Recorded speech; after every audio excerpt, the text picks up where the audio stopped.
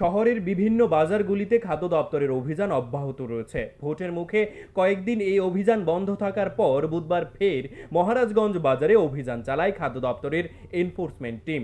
এদিন সকালে মহারাজগঞ্জ বাজারে আলু, পেঁয়াজ সহ বিভিন্ন দোকানগুলিতে অভিযান চালায় খাদ্য দপ্তরের এনফোর্সমেন্ট টিমের আধিকারিকরা, যার নেতৃত্বে ছিলেন খাদ্য দপ্তরের সদর জেলার ফুড কন্ট্রোলার প্রদীপ কুমার ভৌমিক। এই অভিযানকালে বেশ কয়েকটি আলু, পেঁয়াজের দোকানে ভেজাল প্রত্যক্ষ করেন আধিকারিকরা। সঙ্গে সঙ্গে দোকানের কর্ণধারের বিরুদ্ধে আইনি ব্যবস্থা গ্রহণ করার নির্দেশ দেন কন্ট্রোলার। পরে সাংবাদিকদের মুখোমুখি হয়ে ফুড কন্ট্রোলার প্রদীপ কুমার ভৌমিক বলেন, এই ধরনের অভিযান ধারাবাহিকভাবে অন্যান্য বাজারগুলিতেও অব্যাহত থাকবে। আসলে আমাদের সদর এনফোর্সমেন্ট টিম প্রতিনিয়তই আমরা বাজার পরিদর্শন করি। ইলেকশনের মুহূর্তে বেশ কিছুদিন বদ্ধ ছিল, কারণ আমরা সবাই ইলেকশনের কাজে খুব গুরুতরভাবে আমরা এঙ্গেজ ছিলাম। কালকে আমাদের মাননীয় ডিরেক্টর নির্মল অধিকারী মহোদয় বাজার পরিদর্শনের কথা বললেন এবং ওনার নির্দেশে আজকে আমাদের এই মহারাজগঞ্জ বাজারে আমরা ভিজিট করলাম। আমরা অনেকগুলি দোকানে ভিজিট করলাম, করে দেখলাম সেখানে মূলত আলু এবং পেঁয়াজের মূল্য আমার মনে হয় প্রতি কেজিতে 5 টাকা একটু বেশি।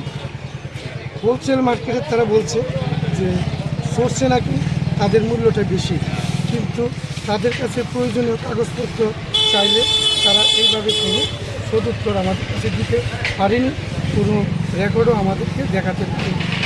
আবার ফার্স্ট পার্টি থেকে সেকেন্ড পার্টি যে মালটা কিনে, তারা যে কেনার পর যে তাদেরকে একটা মেমো দেওয়া হয়, দীর্ঘদিন তাদের বলা সত্ত্বেও তারা এই মেমোটা দেয় না।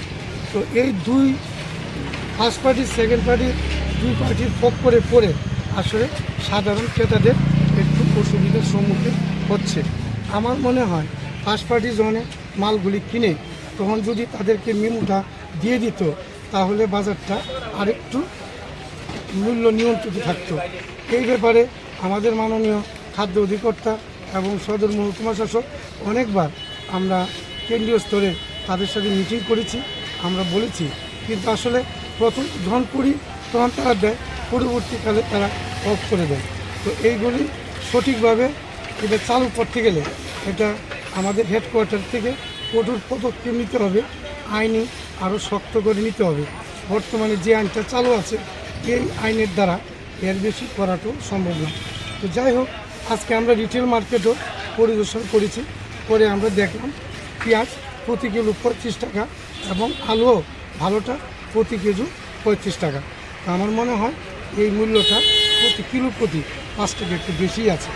তো আমরা অনেকগুলি দোকান দেখেছি, তাদের ব্যাপারে আইনগত ব্যবস্থা আমরা নেব, কারণ সেবা নোটিশ আমরা আজকে ধরিয়ে দেব দপ্তর অধিকর্তা, যা ভালো মনে করে তার সিদ্ধান্ত নেব এবং এই ধরনের অভিযান আমরা প্রতিদিনই আমরা করব। কোনো দোকানকে আপনারা কি বদ্ধ করেছেন? বা আমরা প্রথমে গণিতের দোকান আমরা গিয়েছি, তো গিয়ে দেখলাম উনি এসআর ট্রেডিং থেকে কিছু মাল খরিদ করেছে।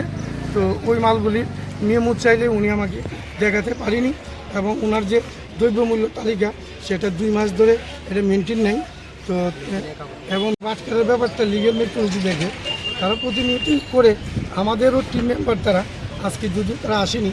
তো আমি দপ্তর অধিকর্তাকে বলবো তাদেরকে যাদের নির্দেশ দেয় যে যারা যারা এখনও আনটাস আছে বাটকারাগুলি ভেরিফাইড নেই তাদেরকে দিয়ে। আচ্ছা, একটা জায়গাতে দেখা গেছে আপনাদের সাথে একটু মানে ঝামেলা সৃষ্টি হয়েছিল, সেই ব্যাপারটা দুর্ব্যবহার করা হয়। আসলে ব্যাপারটা দুর্ব্যবহার না, তারা একজনে যখন স্বার্থের ব্যাঘাত করে তারা তো জনকে চটবই।